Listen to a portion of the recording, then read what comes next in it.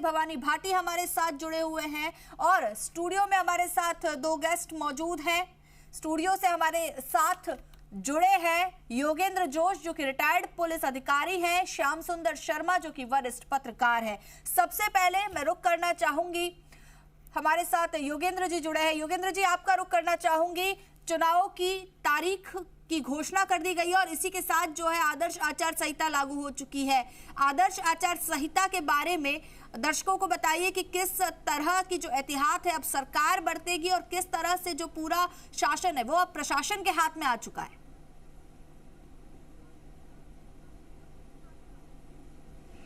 माधुरी जी, बिल्कुल सही बात है कि आज से आचार संहिता लागू हो गई और पूरा जो शासन और तंत्र है वो चुनाव आयोग के अंतर्गत आ गया है। अब जितने भी कार्रवाइयां की जाएंगी, जितने भी शासन से संबंधित कार्य किए जाएंगे वो चुनाव आयोग की अनुमति से ही किए जाएंगे। दूसरा कि पुलिस के ऊपर महती जिम्मेदारी हो जाती है। पुलिस और प्रशासन ये दोनों मिलके चुनाव आयोग के ने जो आचार संहिता लागू की है उन आचार संहिताओं की पालन कराएंगे। अब मैं आपको ये बता दूं कि जिस प्रकार का वातावरण चुनाव से पहले बना है पूरे देश में, समझ लीजिए राजस्थान में समझ लीजिए, तो उस स्थिति के अंदर पुलिस की बहुत बड़ी जिम्मेदारी है, क्योंकि हर विभाग से समन्वय स्थापित करना, हर विभाग से एक दूसरे को जोड़ना और कानून और व्यवस्था के बारे में स्थिति को संभालना। अब सबसे बड़े क्या करना पड़ेगा कि पुलिस सबसे पहले ये देखेगी कि अपराधी तत्व जितने हैं उन अपराधी तत्वों की लिस्ट बनाना और जितने भी संवेदनशील अति संवेदनशील इलाके हैं उनकी स्थिति को भांपना, उनकी लिस्ट बनाना और जितने भी बदमाश किस्म के व्यक्ति हैं उन बदमाश किस्म के व्यक्तियों को पाबंद कराना और साथ ही ऐसे संवेदनशील इलाके जहां पर समाज के अंदर जो व्यवधान उत्पन्न करने वाले लोग एग्रेसिव हो जाते हैं चुनाव के समय, उन लोगों पर निगरानी रखने के लिए वहां पर जाब्ता लगाना, ये सारे के सारे काम अब पुलिस को करने पड़ेंगे। पुलिस की जिम्मेदारी सबसे ज्यादा अब इतनी आ गई है कि आप देखिए दिन में माइक का इस्तेमाल करना, सभाएं करवाना, सभाओं में किस तरह की भाषणबाजी हो रही है उन सब चीजों को देखना और जो पोस्टर बैनर इस प्रकार की तमाम चीजें जो लगाई जाएंगी उन पर निगरानी रखना और साथ ही जो चुनाव पर्यवेक्षक होंगे उनके आदेशों की पालना, उनके साथ जाकर के उनकी पालना को सुनिश्चित करवाना, ये सारे के सारे कार्य पुलिस को करने पड़ेंगे। इसमें यह भी है कि पुलिस अधिकारियों को अब एक तरह से पुलिस की जिम्मेदारी बढ़ चुकी है। हमारे साथ श्याम सुंदर शर्मा भी जुड़े हुए हैं, वरिष्ठ पत्रकार हैं। श्याम सुंदर जी, आपका रुख करना चाहूंगी। एक तरफ जो है अब पूरा कंट्रोल जो है चुनाव आयोग के हाथ में आ चुका है, क्या कुछ स्थितियां अब देखने को मिलेंगी क्योंकि तारीखों का ऐलान हो चुका है? माधुरी जी, जिस तरह से आज अभी चुनाव आयोग ने तारीख की घोषणा करने के साथ आचार संहिता लग गई और सारा प्रशासनिक तंत्र अब चुनाव आयोग के अधीन आ गया है। हमारे यहाँ मुख्य चुनाव अधिकारी हैं जो प्रवीण गुप्ता हैं, उन्होंने देखिए 2 दिन पहले ही CS की अध्यक्षता में एक बैठक हुई थी चुनावी समीक्षा को लेकर के। उसके बाद जयपुर और सीकर संभाग की बैठक भी हो चुकी है। तो उसका मतलब है कि देखिएगा तंत्र तेजी से बदलाव ले लेता है। आज के बाद मंत्री अपनी स्थितियों में मंत्री तो हैं लेकिन उनके आदेश की पालना अब नहीं हो पाएगी, क्योंकि सीधा तौर पर अधिकारियों को लगता है कि मेरे खिलाफ चुनाव आयोग कार्रवाई करेगा। देखिए सही बात है, आज मैं देख रहा था सचिवालय का माहौल बिल्कुल परिवर्तित हो गया। जब ऐलान आपने चुनाव का जैसे ऐलान हुआ, प्रशासनिक तंत्र ने अशोक गहलोत के बैनर लगे हुए सब हटना शुरू हो गए। अब जो बैनर है, झंडे हैं, सारे जो भी है, देखिएगा मुख्यमंत्री तो हैं लेकिन अब वो चुनावी प्रक्रिया में आ गए हैं, तो इसलिए अब वो चुनाव आयोग की दिशा निर्देश होंगे, उसके अनुरूप कामकाज होगा। अभी 3 RPSC के सदस्य बनाए, एक स्टाफ सर्विस कमीशन जयपुर का सदस्य बनाया। अब वो ज्वाइन करने गए, अब ज्वाइन कराएंगे नहीं। अब पहले सबसे पहले अगर वहां पर कुछ स्थिति ऐसी बनती है कि आचार संहिता का मामला आता है तो फिर आपको चुनाव आयोग से पूछना पड़ेगा। श्याम सुंदर जी, हमारे सहयोगी राजस्थान के तमाम जिलों से हमारे साथ जुड़े हैं। सबसे पहले मैं रुख करना चाहूंगी बीकानेर से, रौनक हमारे साथ जुड़े हैं। बीकानेर में क्या कुछ माहौल है इस वक्त आचार संहिता लागू होने के बाद? रौनक, क्या कुछ स्थितियां बीकानेर में देखने को मिल रही हैं?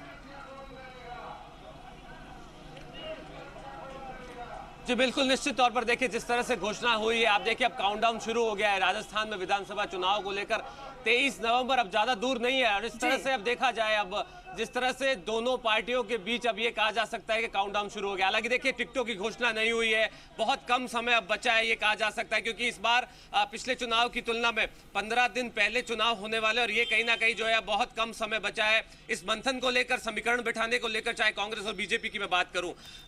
देखिए अब जिस तरह से लगातार हमारे जो बता रहे थे, जो गेस्ट आए हुए थे, बता रहे थे कि जिस तरह से अब काउंटडाउन शुरू हुआ है, उसके साथ साथ तमाम पोस्टर्स अब हटना शुरू हो जाएंगे। निर्वाचन अधिकारी जो है उसके द्वारा जिस तरह से अब निर्देश जारी होने वाले हैं, और कहीं ना कहीं पुलिस प्रशासन के सामने भी अब चुनौतियां जो है साफ तौर पर बनी रहने वाली है, क्योंकि अब जो है जिस तरह से देखा जाए बहुत कम समय बचा है तमाम गतिविधियों को लेकर के। आचार संहिता क्योंकि लागू हो गई। मेरे साथ जो आम लोग मेरे साथ मौजूद है, मैं बातचीत करता हूं, उनसे समझने की कोशिश करता हूं क्या कहेंगे। सर देखिए, आचार संहिता लग गई है, चुनाव 23 नवंबर की घोषणा हो गई है, अब आप किस तरह से देख रहे हैं? क्योंकि अब कहीं ना कहीं ये कहा जा सकता है कि अब लोकतंत्र के सबसे बड़े उत्सव की तरफ हम लोग बढ़ने जा रहे हैं। आम आदमी पार्टी को जिता रहे। नहीं देखिए, आप क्या कहेंगे सर, आप क्या कहेंगे? सर ये जो आचार संहिता लगी है, समय कम दिया है। अभी तक राजनीतिक पार्टियों ने अपने उम्मीदवार घोषित नहीं किए हैं, और कई व्यवस्थाएं मुझे लग रहा है कि अधूरी पड़ी है अभी तक। तो चुनाव आयोग को पूरा समय देना चाहिए, क्योंकि अभी भाजपा, कांग्रेस, कई राजनीतिक पार्टियां जो फील्ड में आई हुई हैं और कई लोग हैं, तो अभी तक देखा जाए तो पूर्ण रूप से सही व्यवस्थाएं नहीं हो पाई है।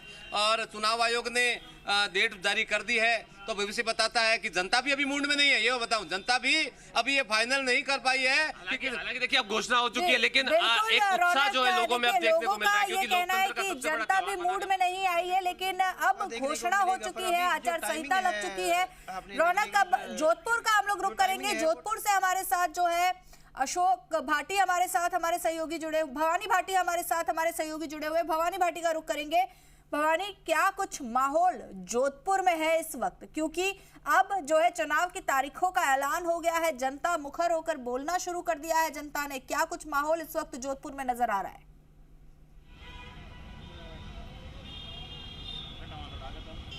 देखिए, बिल्कुल तारीखों के ऐलान के साथ ही कह सकते हैं कि अब सरकार जो है वो पूरी घोषणाएं हैं वो नहीं कर पाएगी, और कहीं न कहीं जो चुनाव को लेकर के जिस तरह से तारीखों का इंतज़ार हर एक मतदाता को था, और ख़ासतौर से जो जागरूक मतदाता को था।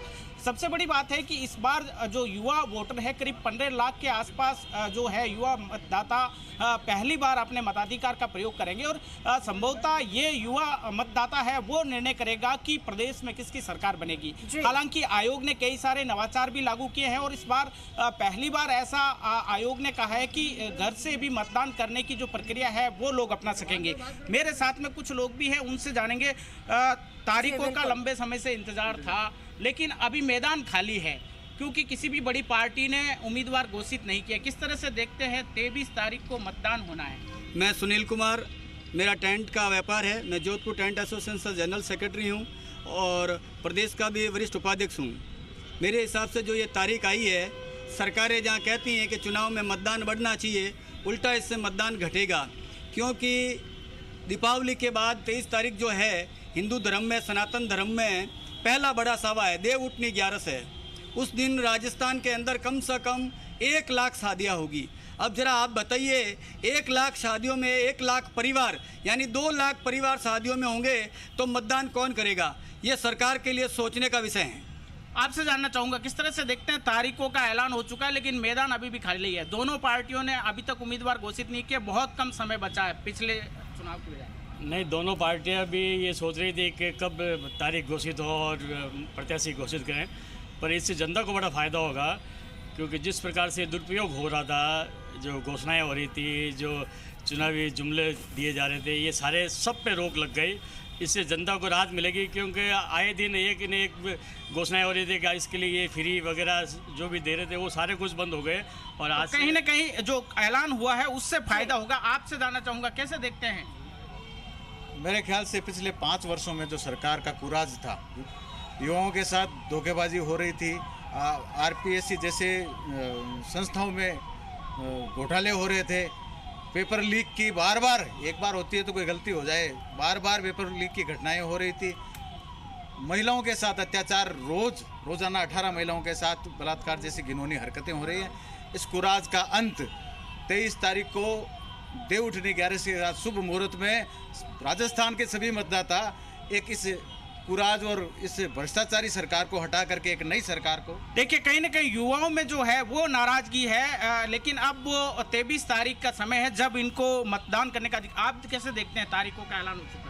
तारीखों का ऐलान बिल्कुल ही गलत हुआ है। मैं एक पटाखा व्यवसायी हूँ और 12 तारीख को दीपावली है और दीपावली के बाद में सारे काम किए जाते हैं, लेकिन बहुत ही नज़दीक होने की वजह से कई लोगों को परेशानी होगी, पटाखे व्यवसाय की परेशानी होगी। जो अभी हमारे भाई ने बताया टेंट व्यवसाय है, दीपावली के सीज़न है, काफ़ी लोगों को परेशानी है। मैं चाहता हूँ कि ये डेट कुछ आगे बढ़े। देखा जो तारीखों का ऐलान हो चुका है, सब लोगों का अपना नजरिया है देखने का। चूंकि 23 तारीख को जो है खासतौर से प्रदेश की जनता को अपनी सरकार चुनने का मौका मिलेगा और जिस तरह से तारीखें हैं, लगातार जो आयोग ने प्रेस वार्ता की है और प्रेस वार्ता के बाद अब जो सरकार है वो कोई बड़ी घोषणा नहीं कर पाएगी। और जो चुनाव आयोग है एक तरफ जहाँ पर देखिए त्योहारी सीजन है और उसी के साथ जो है राजस्थान में भी अब इलेक्शन का माहौल है, ये भी एक त्योहार की तरह मनाया जाता है।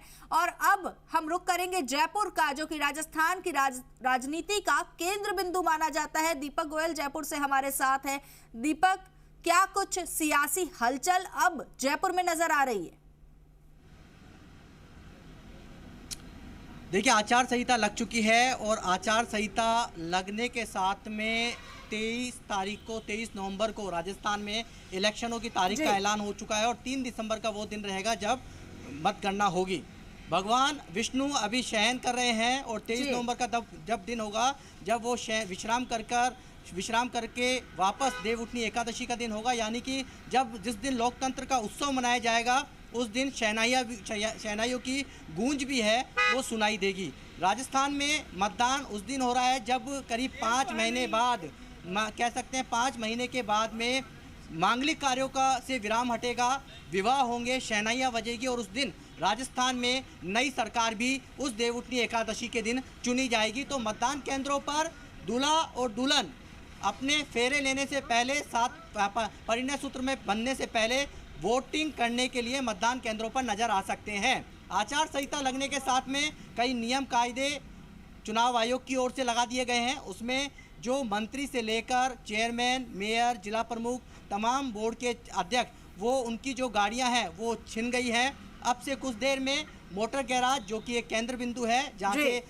ये गाड़ियाँ रिलीज होती हैं, वहाँ पहुँचना शुरू हो जाएंगी। हम मोटर गैराज पे हैं और हालांकि अभी ऐलान किया है चुनाव का, कुछ मंत्री अपने अपने जिलों के अंदर होंगे, अपने विधानसभा क्षेत्रों के अंदर होंगे और जो जयपुर में होंगे उन्होंने अपनी गाड़ी छोड़ दी है और कुछ देर में मोटर गैराज में वो जमा हो जाएगी। यानी कि कई जो अन्य सुविधाएं उनको मिलती है वो छिन गई है। सबसे बड़ी बात है कि 23 नवंबर को जब वोटिंग होगी और आचार संहिता अब लागू हो गई है और 30 अक्टूबर को नॉमिनेशन की जो प्रक्रिया है वो शुरू होगी। 30 अक्टूबर को नॉमिनेशन की प्रक्रिया और 23 नवंबर को यानी कि कह सकते हैं कि वोटिंग होगी। तो इस दौरान करीब 23 दिन का समय बचा है। 23 दिन के अंदर पार्टियां यदि टिकटों की घोषणा कर देती हैं तो उनको करीब 21 दिन का समय अपने प्रचार प्रसार में दीपक, और यहाँ पर अब एक चीज और है दीपक कि अब जो है टिकट के जो दावेदार हैं उनकी धड़कनें भी कहीं ना कहीं तेज होती नजर आएंगी क्योंकि काउंटडाउन शुरू हो चुका है। बिल्कुल, देखिए टिकटॉक लेने वालों की काउंटडाउन, धड़कनें और आचार संहिता पर निगाहें, ये तीनों चीज़ इंपॉर्टेंट है। आचार संहिता पर सभी की निगाहें थी कि कब आचार संहिता लगेगी। अब टिकट की भागम भाग या दौड़ धूप है वो शुरू हो जाएगी क्योंकि अभी राजस्थान में कांग्रेस, बीजेपी, आरएलपी, इन किसी भी पार्टी ने अपने कैंडिडेट हैं वो चुनावी मैदान में नहीं उतारे हैं। टिकटों की घोषणा के साथ में यहाँ पर आपको रोकना चाहूंगी, फिर से आपका रुख करूंगी। दामोदर शर्मा हमारे साथ जुड़े हैं, रिटायर्ड प्रशासनिक अधिकारी हैं। दामोदर जी, प्रशासन की जो अब जिम्मेदारी है वो बढ़ चुकी है, किस नजरिए से देखते हैं? क्या कुछ जिम्मेदारियां अब सिर्फ प्रशासन के ऊपर हैं?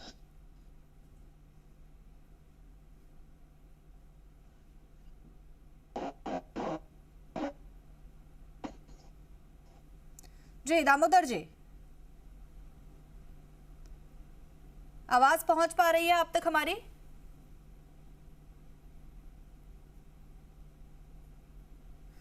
चलिए दामोदर जी तक शायद हमारी आवाज पहुंच नहीं पा रही है, फिर से रुक करेंगे। दीपक का रुक कर लेते हैं। दीपक, हम बात कर रहे थे कि अब टिकटों के लिए काउंटडाउन जहां पर शुरू हो चुका है, वहीं जो टिकट के दावेदार हैं जो इतने समय से शांत बैठे थे, उनमें कहीं ना कहीं अब हलचल दिखाई देगी, कहीं ना कहीं उनकी धड़कनें अब बढ़ती नजर आएंगी। देखिए, हलचल चारों तरफ है। हलचल कैंडिडेट में भी है, पार्टी में भी है। भले ही रंधावा कह रहे हैं कि वो पूरी तरह से कॉन्फिडेंट है, उनके चेहरे पर झलक रहा है, लेकिन ये तो मतदाता तय करेगा जब 23 नवंबर का वक्त होगा। सुबह 8 से 5 बजे तक जब नई सरकार चुनी जाएगी, करीब 5 करोड़ 26 लाख जो मतदाता हैं और 51,000 से ज़्यादा मतदान केंद्रों पर वो अपना वोट कास्ट करने के लिए जाएंगे और इस लोकतंत्र को मजबूत बनाएंगे। वोटिंग परसेंटेज बढ़ाने की कवायद चल रही है, लेकिन अभी कवायद है कि जो सरकारी पंपलेट, पोस्टर, जो सरकार मतदाताओं को लुभाने वाले स्कीम्स के, जो महंगाई राहत कैंप के जो पोस्टर्स हैं, जो गारंटी कार्ड हैं, उनको सरकारी डिपार्टमेंट से हटाया जाने की कार्रवाई है वो शुरू हो गई है, क्योंकि 24 घंटे का समय है। जो सरकारी संपत्तियां हैं वहां से आपको होर्डिंग, पोस्टर, बैनर्स हटाने हैं। सरकारी योजनाओं के उन चीजों को जो मतदाताओं को लुभाने के लिए आकर्षित कर रही है, और 48 घंटे का समय होगा जब जो मतदाताओं को लुभाने की सारी स्कीम्स है, जो सारे बैनर लगे, धीरे धीरे उन्हें हटाने की प्रक्रिया भी शुरू हो चुकी है। बीकानेर से हमारे साथ रौनक जुड़े हुए हैं। रौनक, बीकानेर में अब क्या कुछ हलचल दिखाई दे रही है, क्या कुछ माहौल बीकानेर में है, क्योंकि 23 तारीख को वोटिंग है, ऐसे में प्रशासन अब कितना अलर्ट नजर आ रहा है? जी बिल्कुल, देखिए प्रशासन पूरी तरह से अलर्ट नजर आ रहा है। ये कहा जा सकता है कि जयपुर रोड स्थित जो तमाम बैनर, होर्डिंग्स है, उनको हटाने की कवायद जो अब शुरू हो गई। हालांकि देखिए पिछले कई दिन से रेंज पुलिस आईजी जो है ओम प्रकाश, वो लगातार सक्रिय नजर आ रहे थे। मतदान केंद्र जहां पे मतदान होने, उन जगहों पर जाकर के निरीक्षण करना उन्होंने शुरू कर दिया था। हालांकि रात्रि गश्त बढ़ा दिया गया है, क्योंकि राजस्थान का जो हिस्सा है पंजाब और हरियाणा से लगता हुआ, ऐसे में रेंज जो अगर बात करूं हनुमानगढ़, गंगानगर और बीकानेर जो पूरा रेंज है, इस पर पुलिस ने पूरी तरह से अलर्ट जारी करते हुए जो है रात्रि गश्त बढ़ा दी है, चेकिंग की जा रही है। तमाम आने जाने वाली बाहर की जो गाड़ियां है उनको यहाँ पर जांचा परखा जा रहा है, क्योंकि देखिए पंजाब से सटा हुआ है, ऐसे में चुनौतियां जो है प्रशासन के सामने भी बढ़ जाती है। बहुत सारे लोग मेरे साथ